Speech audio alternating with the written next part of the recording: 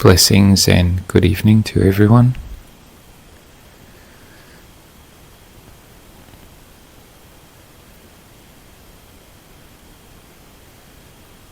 After many days of windy weather, we have some very calm, peaceful and warm evenings here at Bodhipala.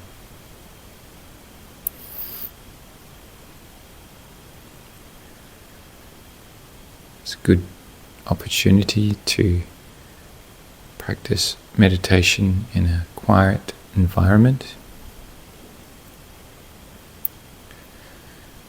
using the external circumstances and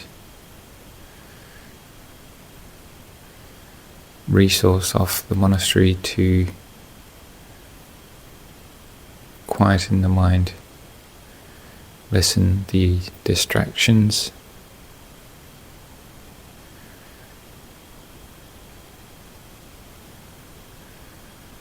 or if you're at home, try and find a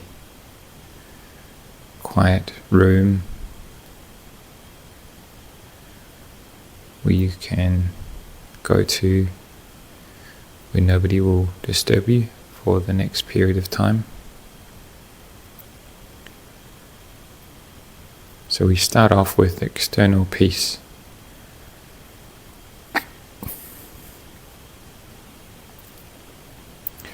Internally, we might not yet be peaceful, but we can begin with setting up an external serenity. Maybe we have a shrine, a Buddha shrine at home with pictures of monks or nuns who we've found inspiring, a Buddha statue,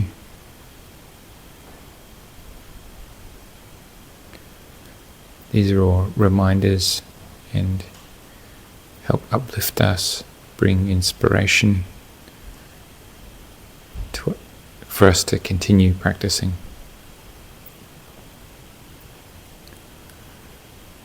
When you come into your shrine room, how the monks practice is we always bow 3 times. And before leaving the room or the hall, we bow another 3 times.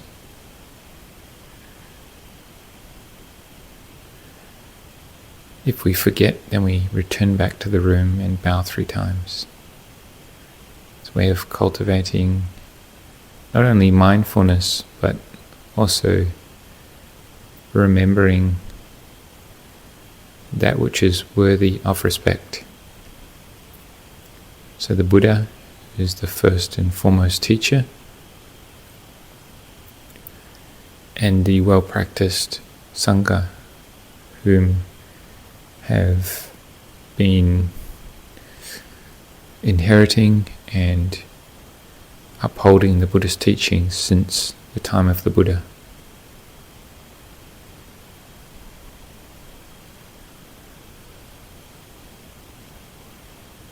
So when we bow, we try and recollect the Buddha on the first bow, on the second bow, his teachings, and on the third bow, his students.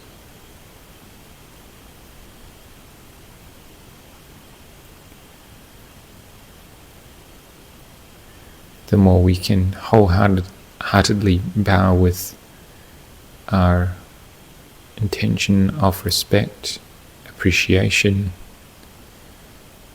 gratitude, this can uplift our minds out of a mood, whatever mood it may be. But this comes from having put in right effort into our practice. Meaning we enter the room, we bow, we exit the room, we bow. If we never did this, then it's hard to cultivate these wholesome qualities. Some people might think this is just a convention to bow. I have respect in my heart. That may be true, but what is it that prevents us from bowing?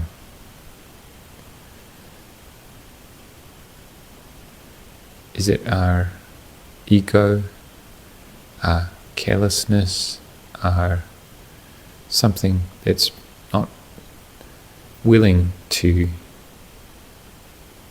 bow oneself before that which is worthy of respect? So if you take that on as a practice, you'll be amazed to see the results which come with that. Our mind becomes malleable, supple, soft,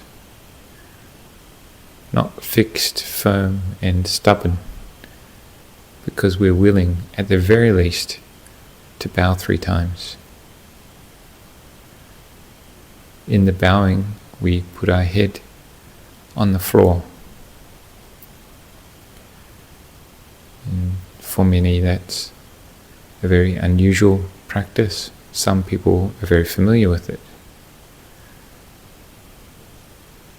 But putting your head to the floor is symbolic of respect, lowering oneself before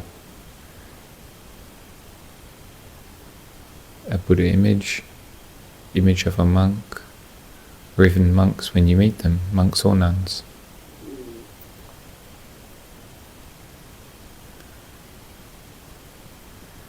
When we understand how to bow correctly, not just in the physical form of bowing, we also need to know how to bow correctly, the technique of bowing, but also how to bow internally, how to lower oneself, recollect the person or remembering the person that you're bowing to, or the object of reverence, and wholeheartedly bowing.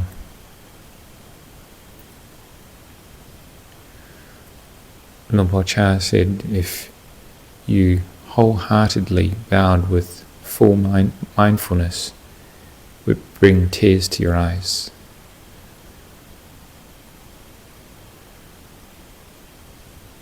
Often our mindfulness isn't that sharp. We're doing it in a perfunctory manner. So we try and bow to finish bowing, or bowing because everyone else is bowing, rather than asking oneself, what am I doing right now? And trying to bring up conscious effort to bow with sincerity.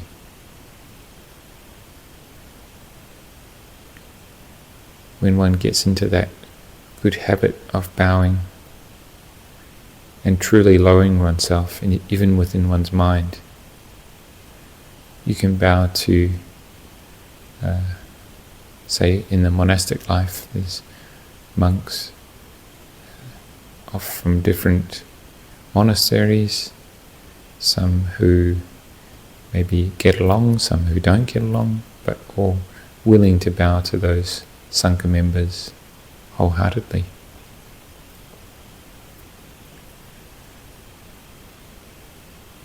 And that can bring great joy and happiness to our hearts. Even just that process of bowing when you come in to your room or coming into the hall. It's a wonderful practice to begin our meditation. Like we just completed tonight, we also bowed several times, and we also recited the qualities of the Buddha the Dhamma and the Sangha in the Pali language.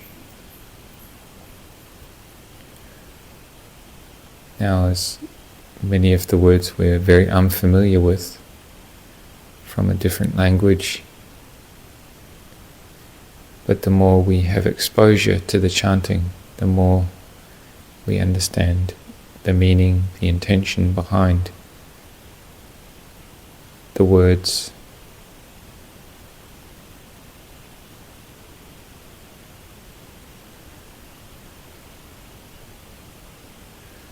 And similarly with the bowing, when we start to memorize and internalize the chanting, then we can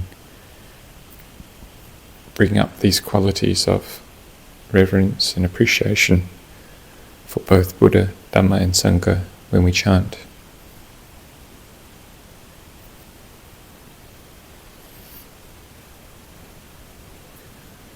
So as we can see, this process of bowing, chanting, brings us then to our meditation practice. We're slowly working from the outside inwards. You could say it's the preparation work for the mind.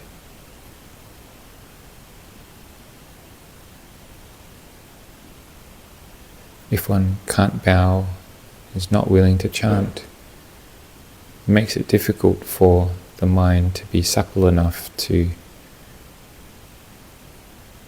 bring one's mindfulness and sincerity to the meditation object.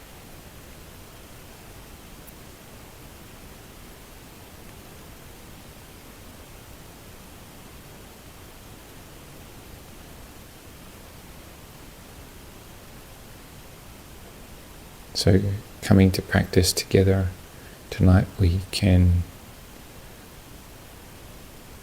practice mindfulness of the breathing meditation or any object which you find works for you.